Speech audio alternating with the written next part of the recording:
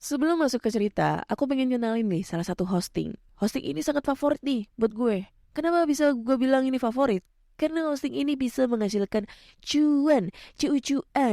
Namanya apa? Namanya First Story.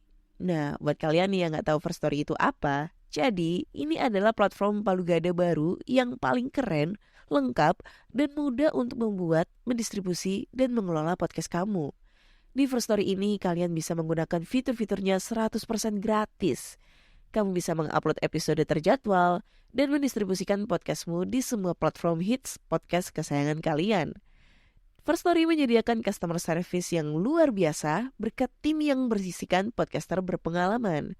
Kamu bisa share podcastmu tanpa ribet dengan F-Link yang akan mencakup semua link platform dan sosial mediamu.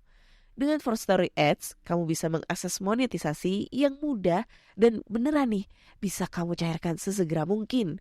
Tanpa biaya tambahan dan tanpa ribet. Di garis bawahi, ribet gak pakai ribet ya. Jadi tunggu apa lagi? Gunakan hosting First Story sekarang juga. Podcast Network Asia. Lisir wangi sliramu tumaking sirno ojo tangi kan guling awas jo ngetoro aku lagi bang wingo yen setan kan tak putusi dudu sembarang ojo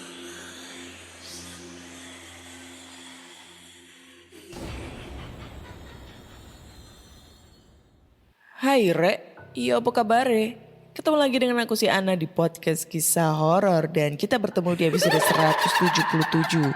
Di episode kali ini aku akan membacakan cerita horor ataupun email berhantu yang sudah dikirimkan teman-teman melalui podcast kisah horor @gmail.com atau di Instagram podcast kisah horor serta Google Form yang lainnya tersedia di bio Instagram podcast kisah horor.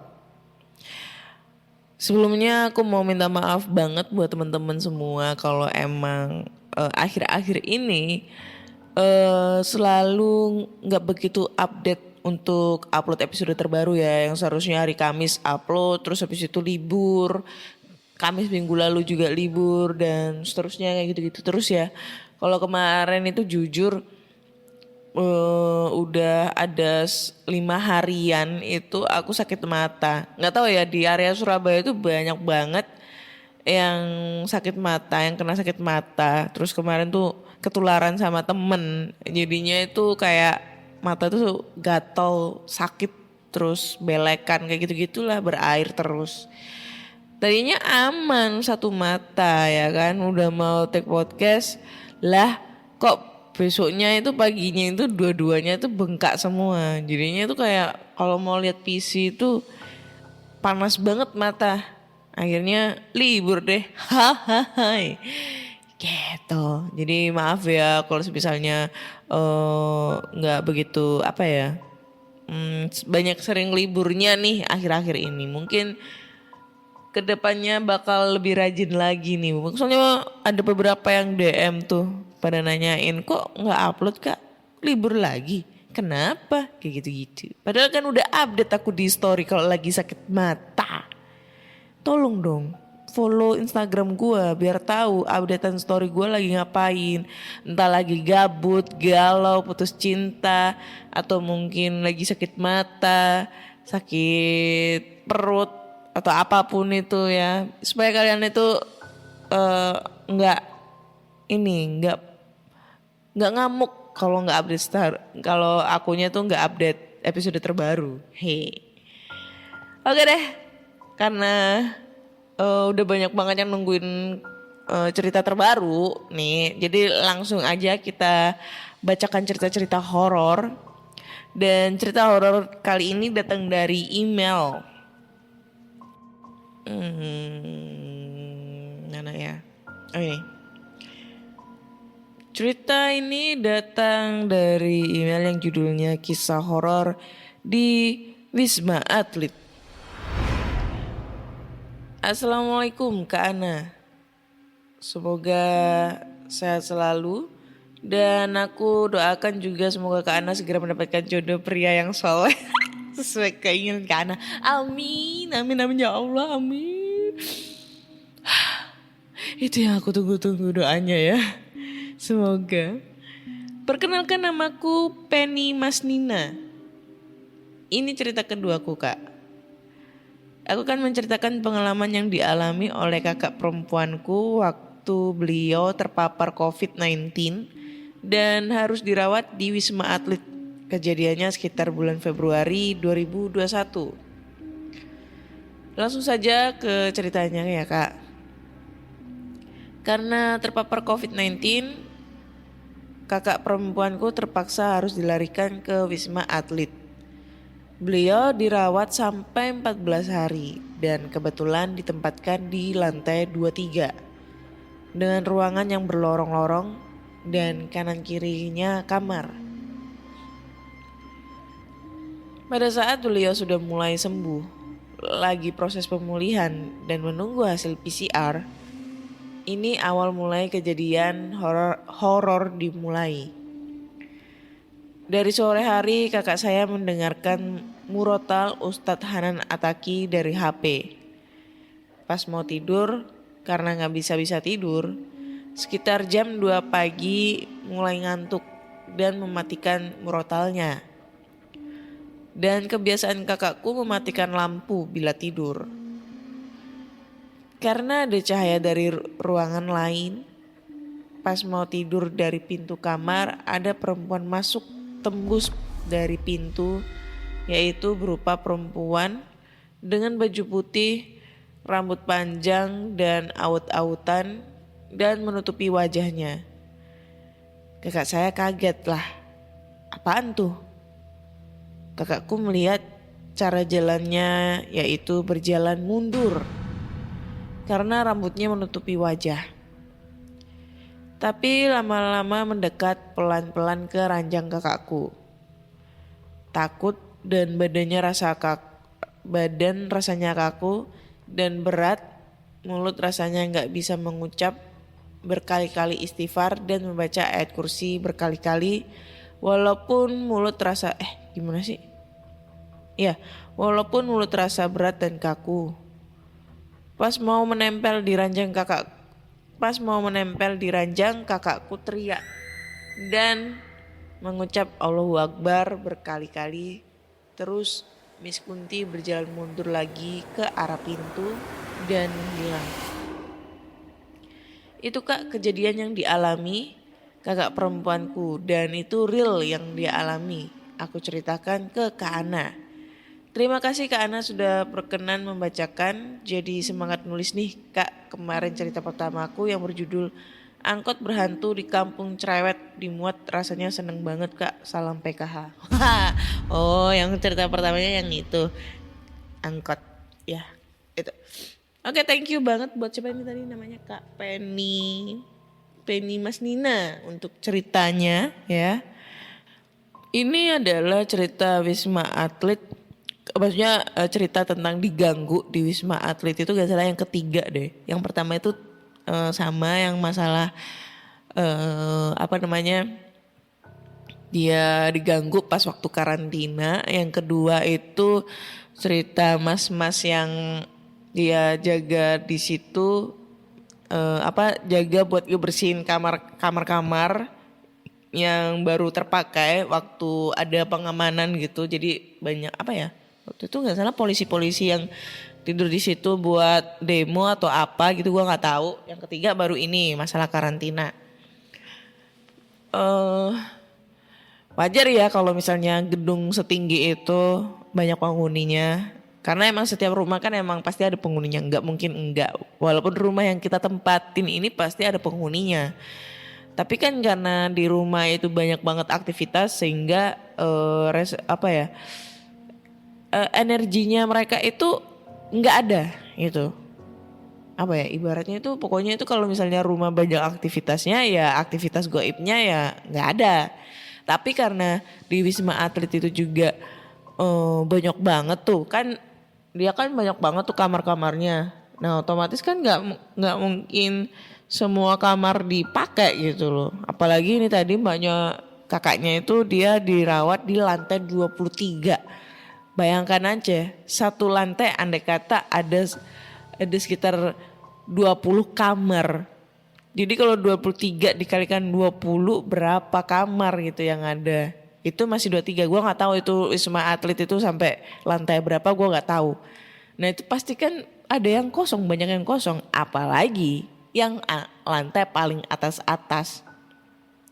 Sehingga di situ tuh muncul penghuni-penghuni baru gitu. Nah sebelum dipakai corona juga pasti kan banyak yang kosong. Sehingga pada saat pas corona terus tempat tersebut dipakai buat karantina bagi yang positif. Nah itu muncul itu kayak sesuatu eksistensi. Katanya Kiprana tuh eksistensi. Aura-aura yang muncul di sana pada saat ada orang baru menempati tempat tersebut gitu. Itu sih yang gue tahu sih, yang gue tangkap. Gue kebanyakan nonton Sarah Wijayanto, nonton Jurnalisa, nonton apa lagi ya? Itu sih, itu sehingga apa ya? Pengetahuan gue tentang masalah dunia gaib, MG ya, makhluk gaib. Gue udah tahu jir, MG makhluk gaib. Ada yang DM, akhirnya tahu MG itu apa, gila. Iya baru tahu MG itu makhluk gaib setelah kemarin diprotes sama orang. MG itu makhluk gaib kak gitu. Jadi kan kayak ada pengetahuan-pengetahuan lagi gitu loh. Kayak kemarin kok bisa ya orang yang udah meninggal itu masih menghantui kayak gitu-gitu. Apakah rohnya itu tidak bisa kembali ke sang pencipta? Ya itu sudah dijelaskan kemarin-kemarin bahwa itu sebenarnya roh itu bukan hantu si orang meninggal, melainkan horinnya si orang yang meninggal itu yang menyerupai sosok orang tersebut kayak gitu. Terjawab sudah ya?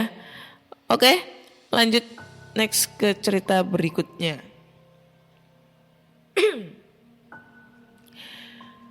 Cerita berikutnya ini datang dari email.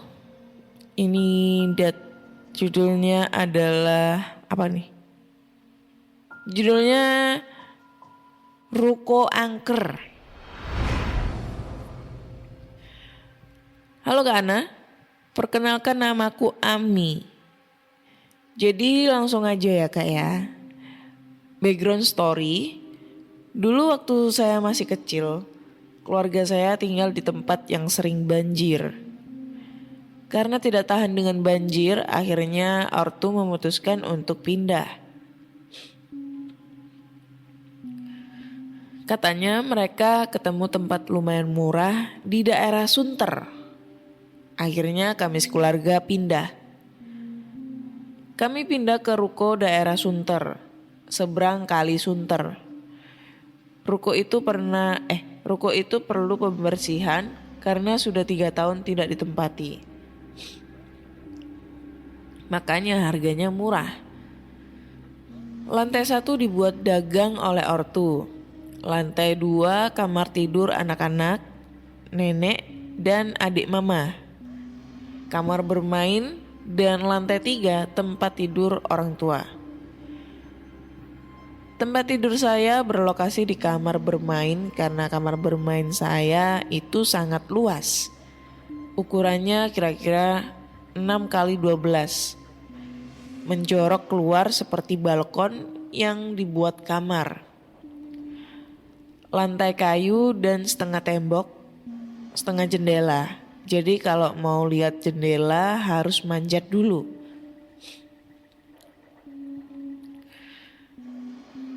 Kami dulu punya 2 pembantu karena ortu jarang di rumah. Beli barang dagangan ke luar kota. Satu tidur sama saya di kamar bermain. Satu tidur sama saya di kamar bermain, satu lagi tidur di kamar adik saya di sebelah kamar bermain. Seminggu pertama tinggal sudah merasa sangat tidak enak sekali. Pembantu saya pun sangat-sangat tidak betah tidur di kamar saya dan lebih memilih untuk tidur di kamar adik saya. Contohnya, saya sering tidak bisa tidur di kamar itu karena gelisah sekali. Malam ketiga jam 3 malam saya pernah bangun karena ada yang nimpuk jendela saya dengan batu kencang sekali.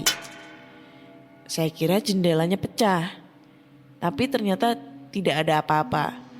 Dan juga jendela saya itu tinggi sekali dari luar. Jadi aneh kalau bisa ditimpuk pakai batu. Lalu malam selanjutnya dan malam terakhir saya tidur di kamar itu. Waktu jam 3 juga saya bangun karena ada kucing hitam di jendela saya. Nah, anehnya kucing itu berdiri di mana? Karena jendela saya nggak ada tempat pijakan dan tidak punya balkon. Semenjak itu saya pindah ke kamar adik saya. Kalau ortu lagi nggak di rumah, orang-orang yang tinggal di rumah atau ruko, kalau sudah malam tidak ada yang berani keluar kamar. Jadi kita semua tidur di kamar adik saya karena perasaan kamar adik saya yang paling aman. Biar panas dan berjubel juga yang penting aman. Masing-masing semua sudah pernah mengalami yang aneh-aneh di kamar masing-masing. Bahkan untuk ke WC pun tidak berani sendiri. Lebih baik nahan aja sampai pagi. Mama dan adik mama saya pun sering diganggu kalau sedang kerja di toko. Belibet. Misalnya, toko lagi sibuk banget. Mereka sering mendengar ada yang menangis sedih sekali di dinding-dinding toko. Semakin sibuk kerja, semakin terdengar tangisannya. Nah, ruko saya itu bekas restoran. Jadi di bagian dalam lantai 1 ada seperti kamar masak. Salah satu pekerja ada yang suka iseng untuk congkel-congkel tehel di meja masak itu. Tiba-tiba dia menemukan seperti abu orang mati di bawah tekel itu. Sejak saat itu dia gak berani iseng lagi. Puncaknya adalah waktu mama saya hamil adik saya yang paling kecil dan sudah hamil besar. Tiba-tiba mama mau kita semua pindah, padahal belum tinggal setahun. Tapi karena kita semua sudah sangat ketakutan dan mau cepat-cepat pergi, langsung saja kita pindahan hari itu juga. Mama yang lagi hamil besar akhirnya pendarahan dan harus dibawa ke rumah sakit. Adik saya yang paling kecil lahir hari itu juga dan mama gak bisa punya anak lagi. Jadi genap kata paranormal perantauan itu bilang mama saya nanti punya anak cuma 3 saja dan semua perempuan. Oke, tar dulu. Ini sebenarnya endingnya gue agak gak tahu ya, kayak ngegantung gitu. Tiba-tiba muncul kata-kata paranormal gitu yang sebelumnya nggak dikasih tahu. Kalau ada gitu dia ngomong kalau paranormalnya itu tiba-tiba misalnya gini, mama saya pergi ke paranormal dan paranormal itu bilang kalau dia tuh bakal punya anak 3. Baru endingnya itu dikasih embel-embel. Ternyata benar apa kata paranormal tersebut. Kalau mama saya hanya bisa punya anak 3 dan itu semua cewek gitu. Kalau menurutku ini ceritanya tuh halu kali ya. Kenapa gue bisa bilang halu? Ya karena mungkin satu itu ruko kan dia kan baru pindah di situ. Terus ruko baru ditempatin belum ada setahun dan sebelum ditempatin itu kosong 3 tahun. Yang kita tahu kalau suatu tempat lebih dari 40 hari kita nggak tempatin itu bisa jadi udah jadi rumah buat mereka dalam tanda kutip ya itu. Nah karena itu udah lama gak ditempatin, jadi timbullah suatu kehaluan-kehaluan, ya bukan kehaluan-kehaluan ya, biar aja itu suatu imajinasi yang membuat kita itu ngerasa takut banget gitu. Karena yang pertama tadi dia kan ngerasain kayak gelisah banget tidur di kamar tersebut. Nah kalau udah timbul kegelisahan itu ya udah imajiner kita itu udah terbentuk gitu. Karena gue pernah kayak gitu, gue tidur walaupun gak di rumah baru, di rumah gue sendiri yang udah lama gue ditempatin juga kadang itu suka gelisah. Gelisahnya mungkin karena ini utang gak lunas-lunas, cicilan gak lunas-lunas, dikejar-kejar utang terus habis itu gak punya pacar, galau diputusin pacar, pengen nikah, nggak ada yang mau nikahin kayak gitu-gitu. Nah itu gelisah kan. Jadi jadinya timbul imajinasi yang enggak. Imajinasinya apa? Apa aku jadi perawan tua ya? Apa aku nanti bisa ngelunasin hutang-hutangku kayak gitu-gitu. Nah sama dengan halnya ini. Si Kak Emi dia berhalusinasi jadinya. Wah ada setan di sana. Wah ada ini ada itu kayak gitu-gitu. Nah yang masalah batu ditimpuk ya mungkin ada apa gitu kan. Gue gak tahu, gak bisa ngejelasin. Untuk masalah kucing mungkin dia dalam keadaan mungkin agak setengah sadar. Maksudnya dalam setengah sadar mungkin kriap-kriap ya, ngantuk gitu. Jadi dia kayak berimajinasi ngelihat kucing di situ. Kayak gitu-gitu lah. Pokoknya kalau aku simpulin sih mungkin mereka ini si Eminya tuh halu gitu aja sih, karena emang posisinya rumah tersebut emang tadinya nggak pernah ditempatin gitu. Sebenarnya nggak lama sih nggak ditempatin. 3 tahun itu sebenarnya nggak lama sih. Beda sama yang orang yang baru pindah 10 tahun gitu ya, rumah nggak ditempatin terus dibeli sama dia kayak gitu-gitu. Nah itu bro, gangguannya lebih ekstrim lagi, ya nggak? Oke, next lanjut ke cerita berikutnya. Cerita berikutnya ini judulnya agak sedikit keren, lain dari yang lain. Judulnya adalah 20/12/2012. Halo Kak Ana. Aku mau cerita tentang pengalamanku. Aku sengaja kasih judul 20/12/2012 karena memang pas di tanggal segitu aku mengalami hal yang sangat menyebalkan. Sekitar jam 10 malam, aku baru turun dari bus. Keadaanku saat itu sudah capek dan ingin rasanya cepat-cepat sampai ke rumah. Karena kerjaan yang menumpuk tadi siang. Kebetulan jarak antara jalan raya dengan rumahku sekitar 200 meter. Udara saat itu dingin banget. Untung aja aku pakai jaket. Tumben sekali pada malam itu sepi. Biasanya ada tukang jual pulsa dan tukang jual tambal ban yang masih buka.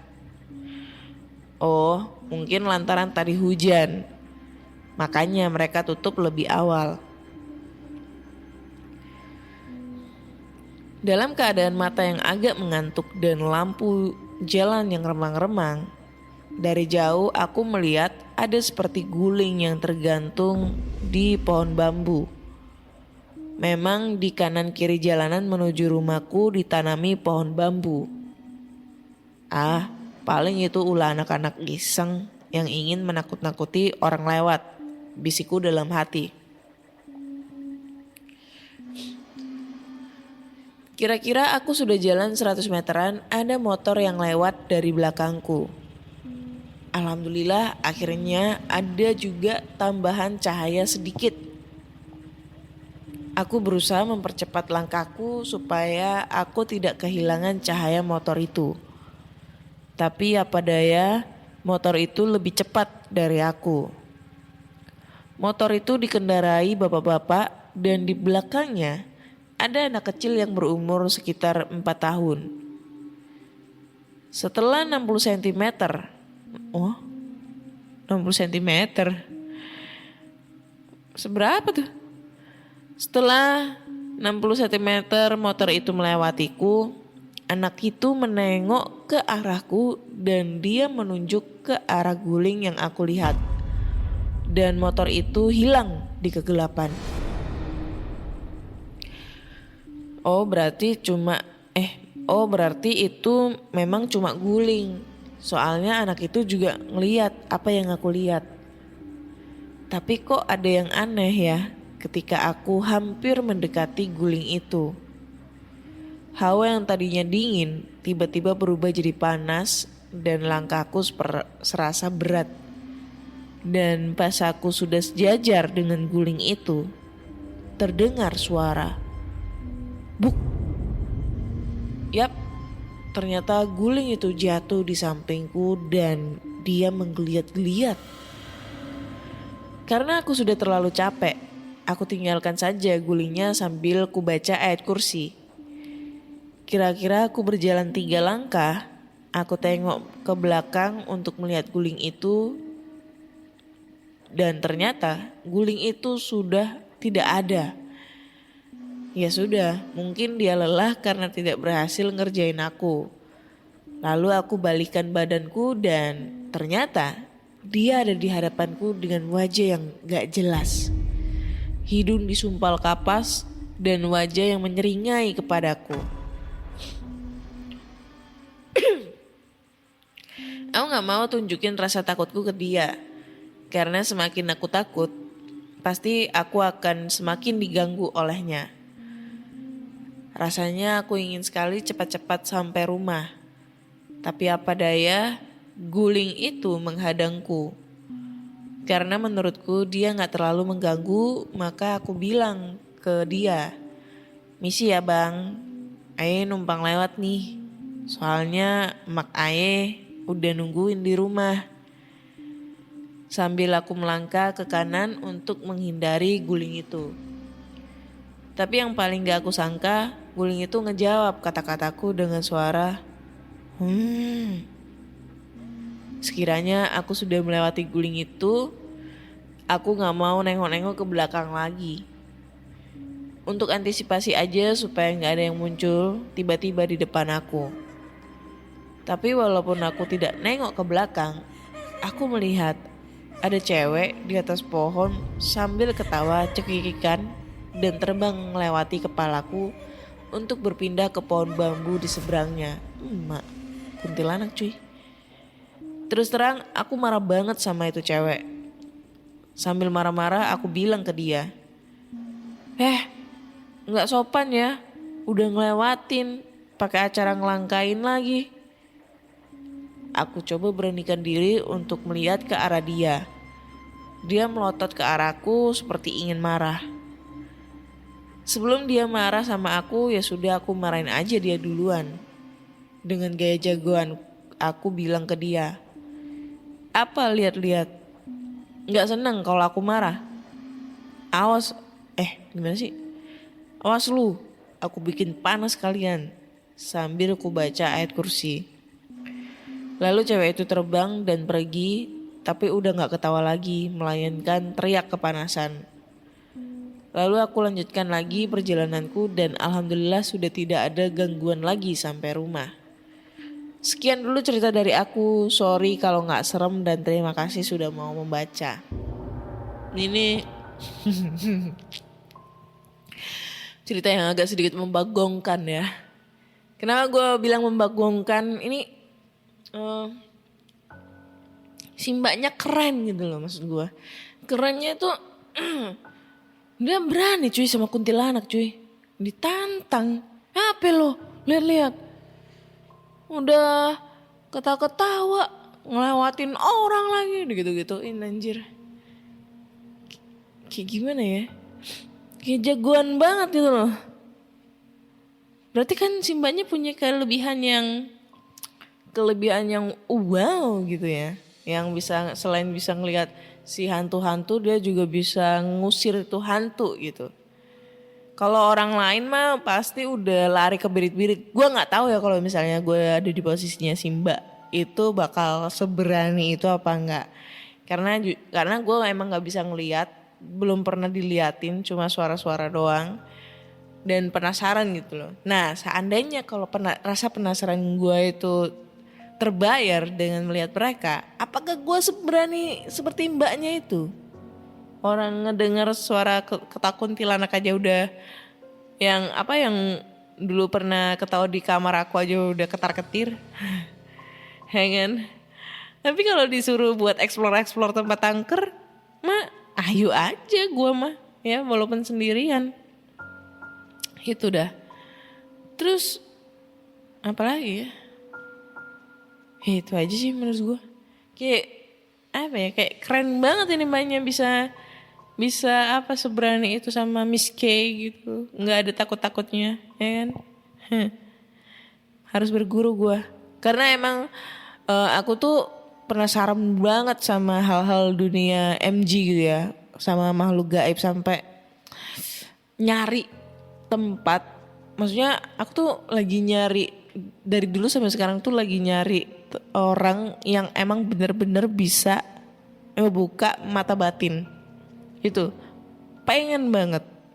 Tapi setiap orang yang emang bener-bener bisa dan aku mintain tolong untuk ngebuka, mereka selalu gak mau. Karena satu ya pasti resikonya besar gitu loh untuk ngebuka itu semua. Takutnya nanti gue jadi gila atau gak tahan atau gimana akhirnya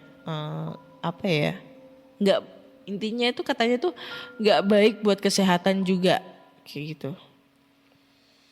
Mungkin dari pendengar podcast kisah horor ada yang punya kelebihan untuk bisa membuka mata batin, tolong hubungin saya pengen gitu ya. Langsung DM aja. Next ke cerita terakhir kali. Cerita terakhir ini judulnya adalah pendakian yang mencekam. Halo Gana, perkenalkan nama saya Randy. Ini kisah nyata saya ketika mendaki di gunung Banyuwangi. Suatu hari saya dan teman-teman berencana mendaki ke bawah gunung Banyuwangi tersebut. Mohon maaf, nama gunungnya saya samarkan. Pada hari H, mereka berangkat siang ke sana dan mendirikan tenda di pos bunder di puncak. Sedang saya hanya bisa menyusul sore hari dikarenakan tuntutan kerja. Tentu saja yang berangkat dari jam 3 sore sampai pos bawah tepat azan maghrib. Tanpa buang waktu saya langsung mendaki. Karena saya yakin teman-teman udah nunggu. Suasana perjalanan sangat sunyi. Hanya terdengar semilir angin yang melewati pepohonan pinus.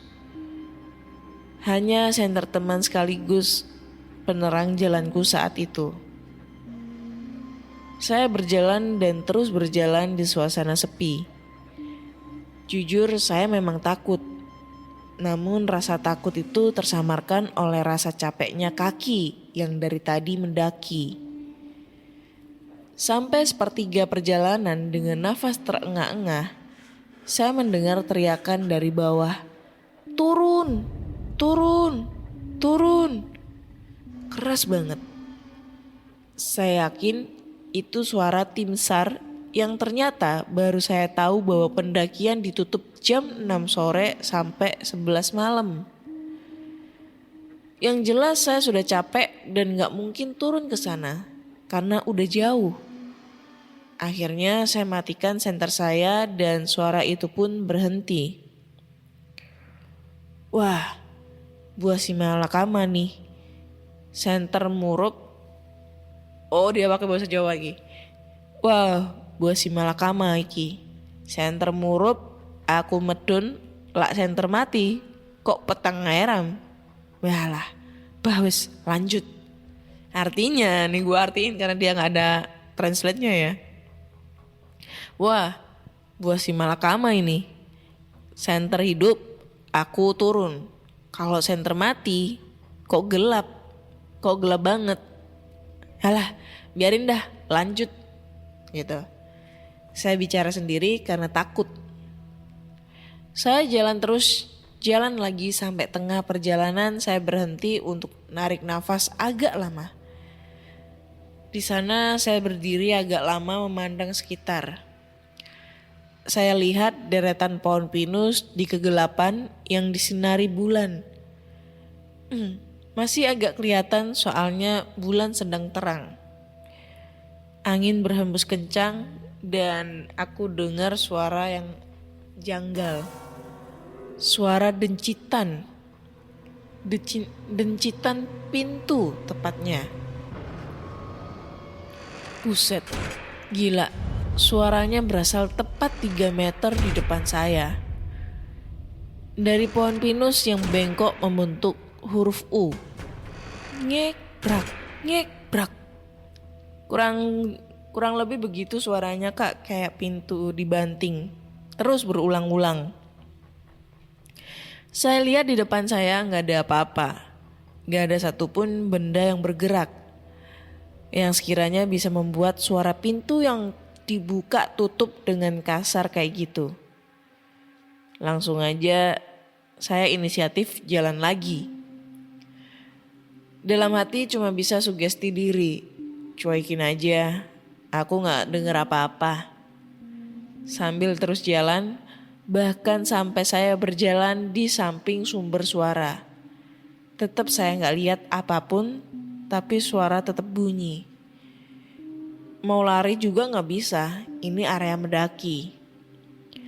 Akhirnya 1 jam kemudian saya sampai di pos kedua dengan lega karena melihat teman-teman berkumpul mengitari api unggun. Saya tidak cerita apapun sama mereka sampai tiba di rumah. Yang jelas saya belum tahu itu apa dan masih misteri. Sekian kali ini Kak, next saya akan ceritakan pengalaman saya yang lainnya. Oke. Ini dari siapa tadi? Lupa dua namanya, Rusdi atau siapa ya? Randy, dari Randy Irawan. Tentang pengalaman dia ngedaki gunung di Banyuwangi yang dia gak sebutin nama gunungnya apa, tapi pasti banyak orang tahu di Banyuwangi namanya apa dan gua gak tahu. Akhirnya sekarang gua mau cari tahu itu gunung apa. Gunung di Banyuwangi. Apakah gunung ini? Gunung di Desa Penari. Wah, ini gunungnya ada 4 cuy. Gunung Ijen, Gunung Raung, Gunung Ranti, Gunung Merapi. Ini kayaknya yang Ijen deh. Karena kalau di Ijen itu yang sering buat ngedaki. Banyak untuk mendaki gitu, buat mendaki ya. Bener gak sih? Ya, Gunung Ijen itu. Tapi apa ya, ibarat aku sangat kayak apa ya, wow banget ini masnya ya. Mas Randy tuh kayak hebat. Kalau gue bilang tuh hebat. Hebatnya karena apa? Dia ngedaki sendirian cuy, buat ngejar temen-temennya di pos atas gitu kan. Di sekitar jam-jam malam gitu. Dan tahu sendiri ya kalau misalnya mendaki itu capek banget. Gue nggak pernah mendaki. Jujur gue gak pernah ngedaki gunung. Gue pernah itu naik Gunung Bromo, jalan ke penanjakan pertama apa kedua itu udah capek banget, gila. Walaupun pakai sepatu ya, pakai, intinya kan kalau di Gunung Bromo itu kan lebih ke tempat wisata gitu kan. Tapi udah jalan di tangganya itu yang begitu tinggi itu udah capek, apalagi naik gunung. Pasti capeknya lebih berkali-kali lipat gitu kan. Terus belum lagi banyak banget kasus-kasus yang orang hilang di gunung. Nah dari situ gue gak pengen banget naik gunung. Karena kelemahan aku itu kalau udah hal-hal yang ngedaki ya. Hal-hal yang berhubungan dengan mendaki. Walaupun itu naik tangga yang berlantai-lantai itu udah gampang capek. Mending gue lari di tempat lurus daripada nanjak ke atas. Itu gue lemah banget, capek, gampang capek. Tapi memang ada kalanya gue tuh penasaran banget untuk ngedaki gunung. Terutama mendaki yang emang gunung-gunung yang agak horor gitu ya. Seperti kalau di sekitaran Jawa Timur itu yang terkenal Gunung Arjuno. Nah itu banyak banget hal-hal kejadian horor itu ada di gunung tersebut. Nah itu gue pengen banget ke sana, tapi karena suatu kelemahan saya yang saya memang tidak pengen mendaki, jadi agak malas untuk ke sana. Kalau disuruh milih mau explore ya, ibaratnya explore, mau explore gunung atau explore tempat terbengkalai, gue lebih pilih explore tempat terbengkalai sendirian dibanding mendaki gunung. Itu dah. Walaupun mendaki gunungnya rame-rame, ya kayak apa ya? Ya nggak mau, capek, ya aja sih. Gila, dia jalan sendiri di atas, berarti keren tuh. Oke, kayaknya cukup sekian dulu ya cerita di episode 177 kali ini. So buat teman-teman semua, kalau kalian penasaran dan punya cerita-cerita horor, kalian bisa langsung aja kirim ceritanya ke podcastkisahhoror@gmail.com atau Google Form yang lainnya tersedia di bio Instagram Podcast Kisah Horor. Jangan lupa juga dengerin Podcast Kisah Horor di Spotify, Google Podcast, Apple Podcast, serta di Noise. Dan jangan lupa kasih bintang 5 nih buat Podcast Kisah Horor di Spotify. Karena kalian sekarang udah bisa ngasih rating di semua podcaster kesayangan kalian. Akhir kata saya Ana, undur diri dan sampai jumpa.